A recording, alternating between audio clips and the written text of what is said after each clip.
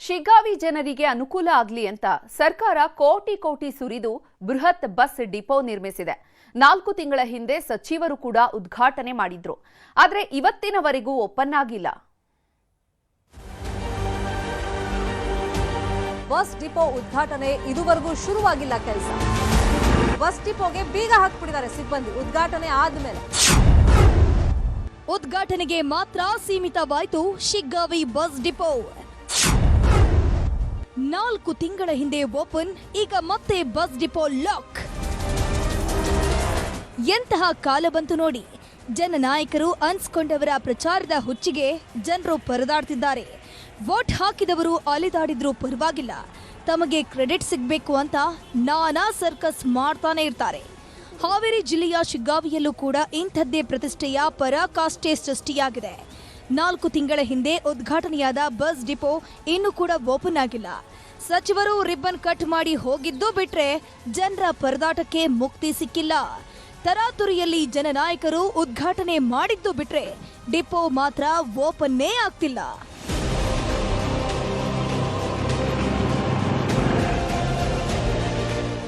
ಇದೇ ನೋಡಿ, ಶಿಗ್ಗಾವಿ ತಾಲೂಕಿನ ಗಂಗಿಭಾವಿ ರಸ್ತೆಯಲ್ಲಿ ನಿರ್ಮಾಣವಾಗಿರೋ NWKRTC ಹೈಟೆಕ್ ಬಸ್ ಡಿಪೋ.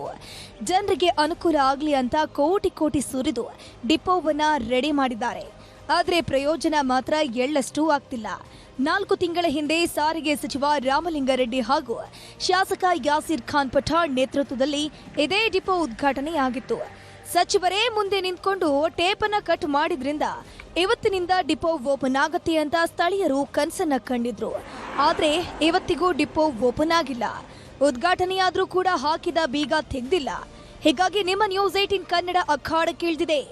ನಮ್ಮೂರಲ್ಲಿ ನ್ಯೂಸ್ 18 ವಿಶೇಷ ಕಾರ್ಯಕ್ರಮದ ಮೂಲಕ ಇಲ್ಲಿನ ಅವ್ಯವಸ್ಥೆಯನ್ನ ಬಿಚ್ಚಿಟ್ಟಿದೆ. ಸಾರಿಗೆ ಸಚಿವರೇ ಇವತ್ತು ಬಂದು ಉದ್ಘಾಟನೆ ಮಾಡಿದ್ದಾರೆ. ಇವತ್ತು ಸಾರಿಗೆ ಸಚಿವರು ಅದನ್ನು ಆದಷ್ಟು ಬೇಗ ಈ ನಿಮ್ಮ ಮಾಧ್ಯಮದ ಮೂಲಕ ಸಾರಿಗೆ ಸಚಿವರು ಕೂಡ ನಾನು ಮನವಿಯನ್ನು ಮಾಡ್ತೀನಿ.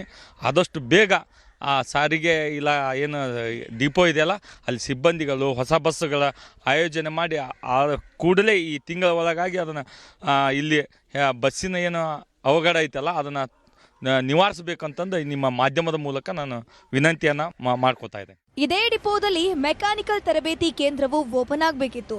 ಈ ಮೂಲಕ ಯುವಕರ ಭವಿಷ್ಯಕ್ಕೆ ಹೊಸ ದಾರಿ ಮಾಡಿಕೊಡ್ಬೇಕಿತ್ತು. ಆದ್ರೀಗ ಇದು ಕೂಡ ಬಂದ್ ಆಗಿದೆ. ಡಿಪೋ ಆರಂಭವಾಗದ ಕಾರಣ ಶಿಗ್ಗಾವಿ ತಾಲೂಕಿನ ಜನ ಸವಣೂರು ಡಿಪೋದ ಮೇಲೆಯೇ ಅವಲಂಬಿತರಾಗಿದ್ದಾರೆ. ಆದರೆ ಸವಣೂರು ಡಿಪೋದಿಂದ ಸಮರ್ಪಕ ಬಸ್ನ ಸೌಲಭ್ಯಗಳಿಲ್ಲ. ಶಿಗ್ಗಾವಿ ಸವಣೂರು ಮಾರ್ಗದಲ್ಲಿ ಕೇವಲ 58 ಸರ್ಕಾರಿ ಬಸ್ಗಳಷ್ಟೇ ಸಂಚಾರ ಮಾಡ್ತಿವೆ. ಹೀಗಾಗಿ ವಿದ್ಯಾರ್ಥಿಗಳು, ಕಾರ್ಮಿಕರು, ರೈತರು ಬಸ್ ಇಲ್ಲದೆ ಪರದಾಡ್ತಿದ್ದಾರೆ. ಈ ಬಗ್ಗೆ ಶಾಸಕರನ್ನ ಕೇಳಿದ್ರೆ ಆದಷ್ಟು ಬೇಗ ಡಿಪೋ ಕಾರ್ಯಾರಂಭ ಮಾಡ್ತೀವಿ ಅನ್ನೋ ಭರವಸೆಯನ್ನ ಕೊಟ್ಟಿದ್ದಾರೆ. ಸುಮಾರು 32-34 ಜನರಿಗೆ ಬೇರೆ ಬೇರೆ ಡಿಪೋದಿಂದ ರಿಕ್ರೂಟ್ಮೆಂಟ್ ಮಾಡಿದ್ದಾರೆ.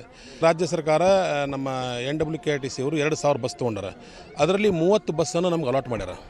ಆ ಬಸ್ಸು ಅದೆಲ್ಲ ತೊಗೊಂಡು ನಾವು ಈಗ ಅಧಿಕಾರಿಗಳು ಇಲ್ರಿ ನಮ್ಮ ಮಕ್ಕಳ ಶಾಲೆ ಬಿಟ್ಟು ಹೆಂಗೆ ಬರಬೇಕು ಅಂತಾರೆ. ಅದಕ್ಕೆ ಪರ್ಮನೆಂಟ್ಲಿ ಅವ್ರದ್ದು ಟ್ರಾನ್ಸ್ಫರ್ ಆಗೈತಿ. ಮುಂದೆ ಏಪ್ರಿಲ್ ನಂತರ ಅದನ್ನು ನಾವು ರೆಗ್ಯುಲೈಸ್ ಮಾಡ್ತೀವಿ. ಕೋಟಿ ಕೋಟಿ ವೆಚ್ಚದಲ್ಲಿ ತಲೆ ಎತ್ತಿದ ಡಿಪೋ ಖಾಲಿ ಹೊಡಿತಾ ಇದೆ. ಜನರಿಗೆ ಅನುಕೂಲವಾಗಬೇಕಿದ್ದ ಡಿಪೋ ಪಾಳು ಕೊಂಪಿಯಂತಾಗಿದೆ. ಹೀಗಾಗಿ ಇನ್ನಾದರೂ ಸಂಬಂಧಪಟ್ಟವರು ಇತ ಕಣ್ಣು ಹಾಯಿಸಬೇಕಿದೆ.